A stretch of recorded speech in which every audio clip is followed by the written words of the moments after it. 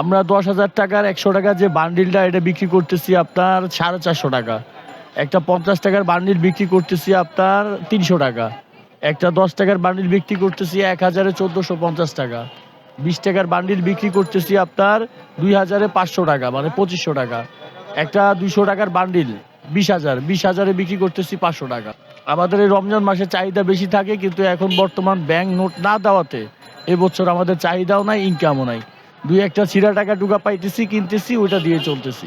যে আগের মালগুলো আছে ওগুলোই মার্কেটে চলতেছে, ওগুলো আমাদের চালাইতে পারতেছি, কারণ ব্যাংক নোট দেয় নাই। আর ব্যাংক নোট দিলে প্রতিটা বান্ডিলে মনে করেন না ১০ টাকা ৫০ টাকা ১০০ টাকা ডিফারেন্স থাকতোই। এখন এই দাম দেখা ১০ জনে জিজ্ঞাসা করে, একজনে কিনে। কারণ হিসাবটা তো বুঝতে হবে ভাই, কজনই ভাই টাকাটা কিনবে। তো ওই মাল ওইভাবে জমা থাকে, আমরা এসে শুধু শুধু বয়ে থাকি।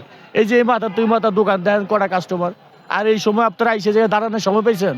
কি ভিড় যে একটা মানে উদাহরণ ছিল, এবছর তা নাই, কারণ নোট দিবে না, সবাই চাইনা গেছে। এই কারণে মনে করেন না দুই একটা কম বেশ করে বেচতেছি, চলতেছি।